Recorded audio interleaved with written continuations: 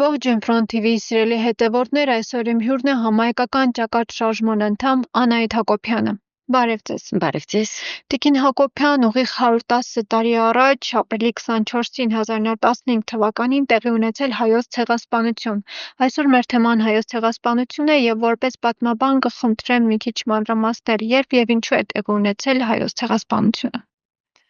Հայոց ցեղասպանություն սկսվել է դեռևս 19-րդ դարի վերջերից, ինչպես գիտենք, Սուլթան Աբդուլ Համիդ II-ի կազմած ծրագրերի համաձայն Հայաստանը, Արևմտյան Հայաստանը հայազրկելու, հայերին հայրենազրկելու, հայկական հարցին վերջ տալու, այսինքն չկան հայեր, գոյություն չունի նաև հայկական հարց, այդ քաղաքականությունը սկսել է Աբդուլ Համիդը։ Ապա 1889 թվականին ստեղծված Իթիհադ վեթերաքի միություն եւ առաջադիմություն կազմակերպության, ապա կուսակցության անդամները, ովքեր իրենց հռչակել են երիտասարդ թուրքեր, իբրև Թուրքիայում ավելի,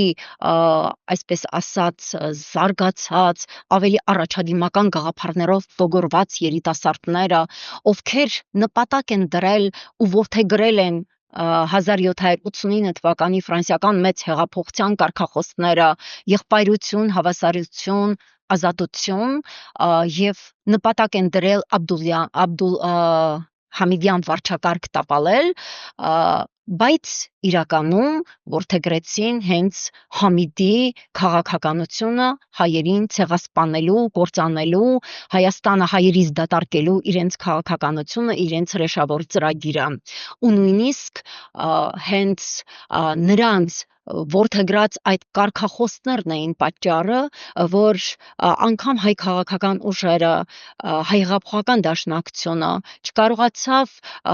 այս նախադեպ չունեցող արհավիրքը ընկալել իր ամբողջությամբ, նույնիսկ 1907 թվականին Փարիզում երկրորդ համաժողովում համերաշխվեց երիտթուրքերի հետ, նույնիսկ հրեական, արաբական, մակեդոնական կոմիտեները, նույնիսկ արմենական կուսակցությունը 1908 թվականին Ալեքսանդրապոլում ձևավորված ռամկավար ազատականները, նույնիսկ սոցիալ-դեմոկրատ հնչակյանները, փաստացի հայ քաղաքական ուժերը չկարողացան կողմնորոշվել այս իրավիճակում եւ չպատկերացրին, թե ինչ արհավիրք տեղի կունենա հայության համար, սակայն արդյունքում 1908 թվականին իշխանության եկած երիտթուրքերը իրենց մուտքը նշեցին 1909 թվականի Ադանայում 30,000 հայ կոտորելով, այսինքն իրենց մուտքը իրենք նախանշեցին կոտորածներ կազմակերպելով հենց Կիլիկիայում։ Ապա 1912 թվականի մայիսից հայ քաղաքական ուժերը, հատկապես դաշնակցությունը դադարեց սատարել նրանց եւ դեռևս 1910-11 թվականներին Սալոնիկում կայացած ժողովների խորհրդակցությունների ժամանակ դեռևս երիտթուրքերը հաստատել էին իրենց քաղաքական ծրագիրը, այսինքն մեծ Թուրանի ստեղծումը, որը ենթադրում էր 3 փուլեր, առաջինը դա պանթուրքիզ, այսինքն թուրքացնել Թուրքիայի տիրապետության տակ բնակվող բոլոր ժողովուրդներին, նախ եւ առաջ հայությանը, երկրորդ ստեղծել օղուզական պետություն եւ այդ օղուզական պետության ստեղծման ճանապարհին իրենց տարածքի մեջ ընդգրկել նաեւ Կովկասի մեծ մասը, այսինքն մենք հիմա գտնվում ենք օղուզական պետության ստեղծման իրենց մեծ Թուրանին հասնելու այդ երկրորդ փուլի ճանապարհին, երբ նրանք արևելյան Հայաստանը համարում են արևմտյան Ադրբեջան, իսկ երրորդ փուլ դա արդեն մեծ Թուրանի ստեղծում պետություն, որը պիտի ձգվեր Բոսֆորից մինչև Ալթայ, մինչև Չինաստան, Սառուցյալ օվկիանոս, եւ հենց այս նպատակի համար նրանք մշակեցին ծրագրեր իրականացնել հայկական կոտորածներ ու Իթիհադի պարագլուխները, ներքին գործերի նախարար Կոստանդնուպոլսի միաժամանակ քաղաքապետ Թալիաթ Փաշան, ծովային նախարար Ջեմալը եւ ռազմական նախարար Էնվերը, այնպես նաեւ դոկտոր Նազամը, Բեհադին Շաքիրի դեպ համարվում էր Թեշքիլաթ Մասուսե հատուկ կազմակերպության ղեկավարը, իրականում տարբեր բանտերից ազատված մասսանների հավաքագրելով նրանք նպատակ էին դրել կործանել հայությանը եւ հենց սկսված առաջին աշխարհամարտը երիտ թուրքերը իջադի պարագլուխները համարեցին բավականին հարմար պահ, ինչպես վկայում է Թալիաթ Փաշան, ինչպես վկայում է դոկտոր Նազամը, որ չպետք է ոչ մի հայ թողնել, եթե նույնիսկ նշում է դոկտոր Նազամը մենք կոտորենք մի մասին, ապա հետագայում խնդիրներ կունենանք այլ ժողովուրդների հետ, հետևաբար անհրաժեշտ է արմատախիլ անել ողջ հայությանը եւ 1914 թվականին հենց հուլիսի 19-ին օրտոմարիով օգոստոսի 1-ին բռնկված առաջին աշխարհամարտը եւ հոկտեմբերի 28-ին Թուրքիայի կողմից ռազմական գործողությունների մեջ մտնել եւ Կովկասյան ռազմաճակատի բացումը ռուս-թուրքական հարմար պահ համարեցին իրականացնելու իրենց այս ոչռագործությունը, նախադեպ չունեցող իրենց ոչռագործությունը։ Փաստացի 1914 թվականի հոկտեմբերից սկսվեց տեղակայման վայրերից բանակ զորակոչված 18-ից 45 տարեկան երիտասարդներին հանել իրենց տեղակայման վայրերից, տանել անհայտ ուղություններով, սկզբնական հատվածում ասելով, որ իբրև նրանց տանում են ճանապարհներ կամ այլ շինություններ, ռազմական ապրություններ կառուցելու նպատակով, ապա օտարերկրյա պետությունների դեսպանների հարցումներից խուսափելու համար նրանց տանում էին անհայտ ուղություններով եւ ապա ոչնչացնում։ Եվ նույնիսկ պատճառաբանում էին, որ իբրև նրանք անկարգություններ են սկսել եւ Թուրքիան ստիպված էր առաջին աշխարհամարտում իր դիրքերը ամրապնդելու նպատակով նման քայլերի դիմել։ Իսկ արդեն 1915 թվականի փետրվարի 25-ին թուրքական կառավարությունը որոշում կայացրեց հայ զինվորականներին ոչ մի հրամանատարական պաշտոններում չնշանակել, ապրիլի 5-ից արգելվեց կայսրությունից ելումուտը, այսինքն փաստացի թուրքական կառավարությունը նախապատրաստեց ավելի մեծ արհավիրք իրականացնելու եւ հենց ապրիլի 11-ին նորտոմարով ապրիլի 24-ին 1915 թվականին ձերբակալվեցին 2300-ից ավելի անձ, իսկ հենց նույն օրը 600-ից ավել մտավորականներ ենթարկվեցին ոչռագործության, կոտորածի, այդ թվում Օսմանյան խորհրդարանի падգամավորներ Դանիել Գրիգոր Զոհրաբը, Վարդգեսը, բանաստեղծ Դանիել Վարուժանը, Ռուբեն Սևակը, բանաստեղծներ Սիամանթոն եւ հանճարեղ երկհան կոմիտասը չդիմանալով այս տեղի ունեցող ոչռագործություններին հոգեկան ցնցում ստացավ, ապա 1935 թվականի մահացավ Փարիզի հոգեբուժարանում։ Այս նախադեպ չունեցող արհավիրքը բավականին ծանր անդրադարձավ հայության վրա, Թուրքիայի եւ Արևմտյան Հայաստանի տարածքում բնակվող 2.5 միլիոն հայից 1.5 միլիոնը զոհ գնաց այս եղեռնագործությանը եւ նույնքան կարելի ասած մոտ 250,000-ը թուրքացվեց, մահմեդականացվեց, 300,000-ը տեղափոխվեց դարավ փախստական դեպի Արևելան Հայաստան, Անդրկովկաս, մոտ 150-ից 200,000-ը դեպի Ռուսաստան, նույնքան դեպի Մերձավոր Արևելք, նույնքան էլ դեպի Ամերիկա եւ այլ երկրներ, այսինքն հայությունը սփռվեց աշխարհով մեկ, ձևավորելով հայկական սփյուռք։ Փաստացի հայոց մեծ ցեղասպանությունն իրականացվել է 1914 թվականի հոկտեմբերից սկսած, տևել մինչև 1916 թվական ամառ եւ այնքան մեծ էր երիտուրք պարագլուխների լկտիությունը, որ Թալիաթը անգամ ամերիկյան դեսպան Հենրի Մորգենթաուին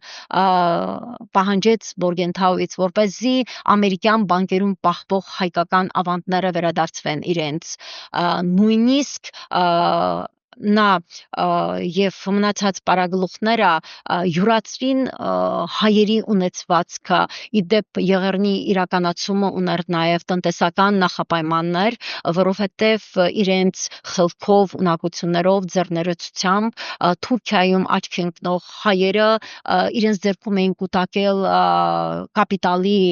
մեծ մասը եւ կոտորելով նրանց թուրքերը կտիրանային նաեւ նրանց ունեցվածքին։ Փաստացի հայությանը պատճառվեց նաև նյութական մեծ կորուստ, մոտ 20 միլիարդ ֆրանկ ոսկով, ու եթե հաշվի առնենք, որ Թուրքիան առաջին աշխարհամարտի ընթացքում նրա ռազմական ծախսերը կազմել է 9-ից 10 միլիարդ ֆրանկ, ապա ահռելի է հայությանը պատճառված նյութական կորուստը, ել չեմ խոսում մարդկային կորուստի մասին։ Ոչնչացվել, վերածվել է 2350-ից ավելի եկեղեցիներ ու վանքեր, 1500-ից ավել դպրոցներ ու վարժարաններ, 20 միլիոն թանկարժեք ձեռագրեր,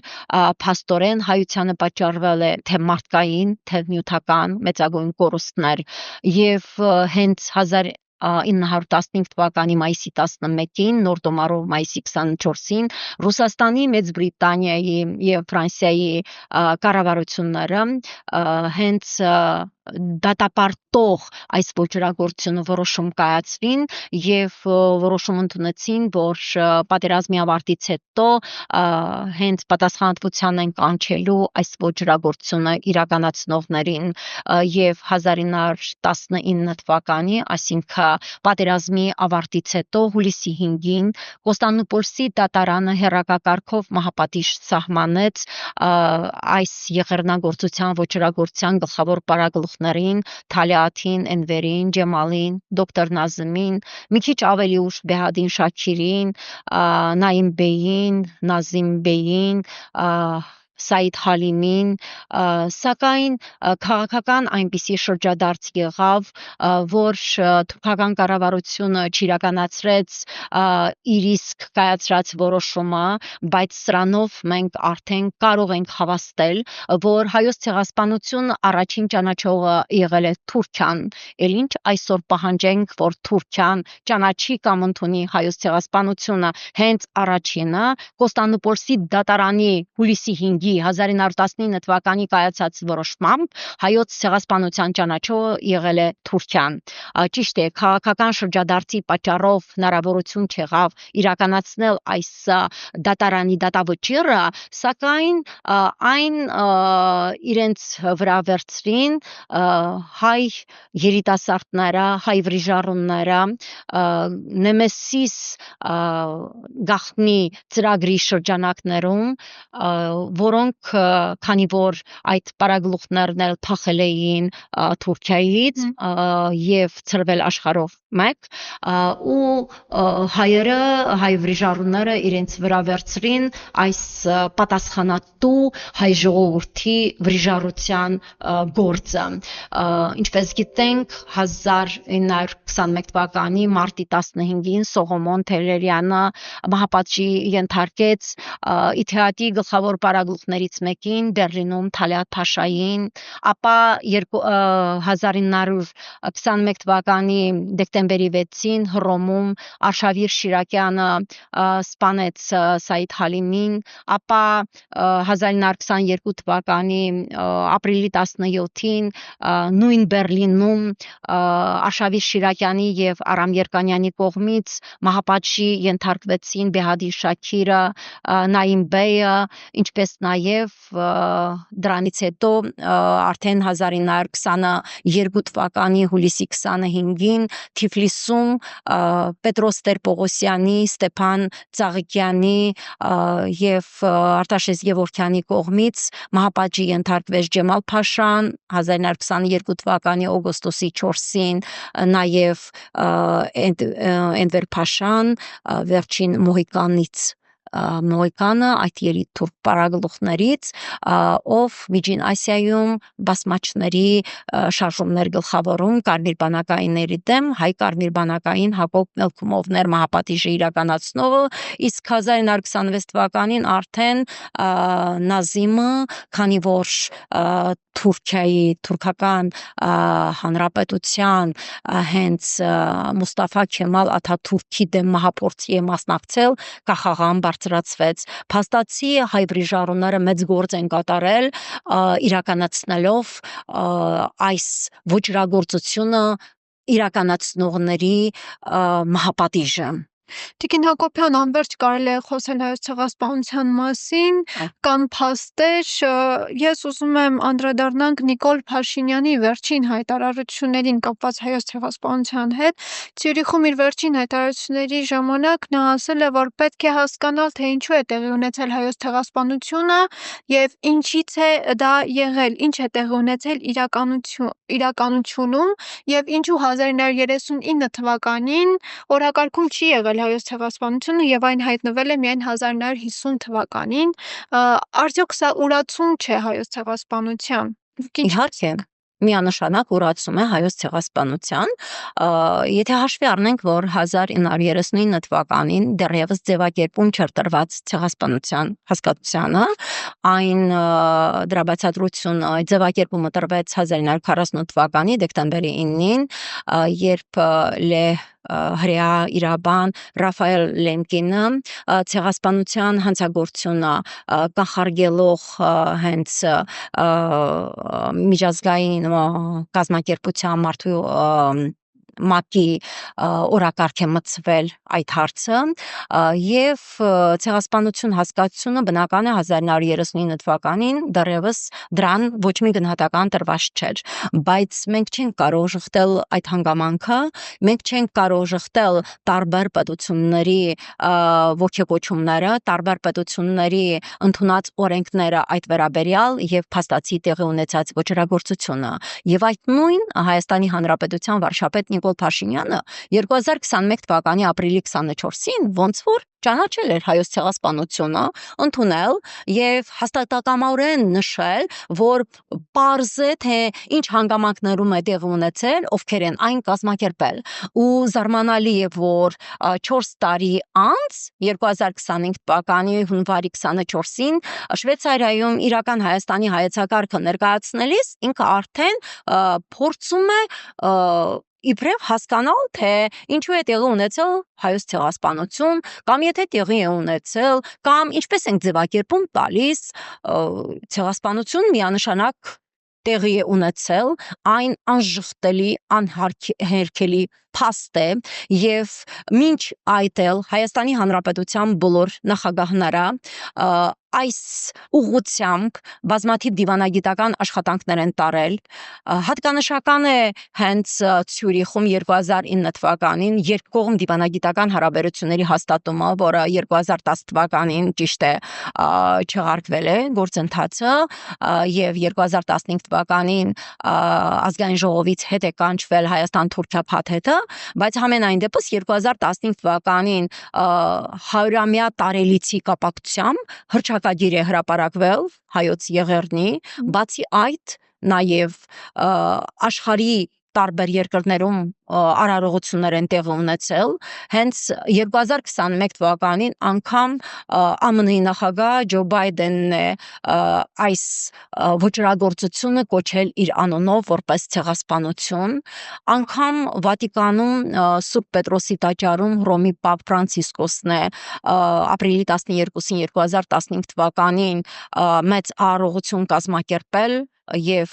սա համարել որպես 20-րդ դարի առաջին ցեղասպանություն եւ եթե մենք ընդունելու լինենք մարդկության դեմ կատարված հանցագործությունները, ցեղասպանությունները, ապա ամենաշատ խոսվածը, քննարկվածը եւ ամենաշատ քննադատվողը դա երկրորդ թվով դա հայկական Հայոց ցեղասպանությունն է լեհական 6 միլիոնանոց ջարդից հոլոկոստից հետո եւ չի կարա այստեղ լինել երկրորդ նախապայման, չի կարող կասկածի տակ դրվել անմեղ 1.5 միլիոն զոհերին, 1.5 միլիոն այս եղեռնագործության արդյունքում կոտորված հայերի արյունը չի կարող կասկածի տակ դրվել ու եթե ներկայիս Հայաստանի իշխանությունները փորձում են ժխտողական, մերժողական վերաբերմունք կիրառել, դրսևորել հայության նկատմամբ կատարված 20-րդ դարի այս առաջին ցեղասպանության այս ոչռագործության նկատմամբ, ապա ինչպես նաև էլի Վեզելն է ասել, Ավրորա համաշխարհային մարդասիրական առաջին հենց այդ մրցանակի ժամանակ հենց ինքը Էլիվեզելը ասել է, որ ժխտել հայերին, ժխտել ցեղասպանությունը նշանակում է ճանաչել հենց երկրորդ անգամ ցեղասպանել ժողովրդին, այսինքն չի կարելի ժխտած ցեղասպանությունը եւ ցեղասպանություն վերապրած մեր ժողովրդի զավակներին, մեր ժողովրդի սենունդներին չի կարելի կանգնեցրած այդ փաստի առաջ սրանով մենք երկրորդ անգամ նրանց կցեղասպանենք։ Տիկին Հակոբյան, Նիկոլ Փաշինյանն այս ուրացումից հետո արդյոք իրավունք ունի մտնել Ծիծեռնակաբերդ եւ ում հետ պետք է պարզի զոհերի քանակը, արդյոք Ադրբեջանի, Թուրքիայի։ Երևի իր կարծիքով իր իսկ հանրահռչակած զոհերի մեծ եղերնի լինելու կամ չլինելու փաստը ինքը պիտի երևի պարզի Թուրքիայի կամ Ադրբեջանի հետ, հետևաբար նույնիսկ խորհրդային իրականության պայմաններում մեծ զոհությունների գնով Յակով Զարուբյանի ՀԿ կենտկոմի առաջին քարտուղարի 1960-66 թվականների սկսված նրա ջանքերով սկսված հայոց զոհերի հուշահամալիր Ծիծեռնակաբերդ կարող է մտնել հայոց զոհերի հիշատակը հարգող, հայոց ցեղասպանությունը ընդունող անձինք, հետևաբար ես հետևանքները, դատողությունները թողնում եմ իրենք մտածեն իրենց իսկ ворթեգրած քաղաքականության իմաստը, իրենց իսկ ворթեգրած, իրենց իսկ վարած քաղաքականությունը գիտակցեն, թե ինչպիսի քաղաքականություն են վարում, արդյոք ջուր են լցնում հակառակորդ պետությունների ջղացին, թե հայությանն են ոգեկոչում, թե հայությանն են սատարում, թե սեփական պետության ամրապնդման ուղղված քայլեր են ձեռնարկում։ Տիկին Հակոբյան, ուզում եմ նաև նշել, որ Արարատ Միրզոյանն է հայտարարություն արել, ասելով, թե ցեղասպանության միջազգային ճանաչումը մեր թիվ 1 առաջնահերթությունը չէ, այլ թիվ 1 առաջնահերթությունը դա Ադրբեջանի հետ հարաբերությունների կարգավորումն է։ Դուք ինչ կասեք սրա վերաբերյալ։ Ես ընդհանրապես նման արտահայտություն չեմ կարող ընդունել, դա արտաքին գործերի նախարար Արարատ Միրզոյանի արած հայտարարությունը ես միանշանակ սխալ եմ համարում, կարող է իր իսկ մասնագիտական, իր իսկ զբաղեցրած պաշտոնի առումով իր համար ամենակարևորը լինի Ադրբեջանի հետ հարաբերություն հաստատելը, բայց պետական գործիչը, պետության պետական պաշտոնյան իրավունք չունի նման հայտարարություն անելու սեփական ժողովրդի հանդեպ, նման ցեղասպանություն վերապրած ժողովրդի հանդեպ ինքը չէ որոշողը, միջազգային հանրությունը այն ճանաչում է թե ոչ։ Այս պահի դրությամբ եղերնը դատապարտած ճանաչած պետությունների թիվը մոտ 34 է եւ այն շարունակաբար գնում է, մենք չենք կարող կասեցնել այդ գործընթացը, դա ոչ ես եմ որոշում կայացնում, ոչ ինքը, եթե անգամ ինքը մերժել, ժխտել, աշխարհը այն ընդունում է, Եվրոխորհրդարանը դատապարտել է, աշխարհի բազմաթիվ պետություններ իրենց թե կառավարական մակարդակով, թե արտաքին գործերի նախարարությունների, թե պետական մակարդակով դատապարտել եւ ճանաչել են հայոց մեծ ցեղասպանությունը, ուստի եւ դա Հայաստանի արտաքին գործերի նախարարի որոշելիքը չէ պետության համար, որն է կարևորը։ Իսկ ցեղասպանությունը ուրացողը կարող է շարունակել մնալ երկրի առաջնորդ ըստ։ Ըստ ինձ ոչ, միանշանակ ոչ։ Ցեղասպանությունը ուրացող չի կարա։ Թե ինչ, շնորհակալ եմ այսօրվա հարցազրույցի համար, դեռ կհանդիպենք։ Շնորհակալություն։ Իսկ ես հիշեցնում եմ, որ իմ հյուրն էր Անահիտ Հակոբյանը, կհանդիպենք։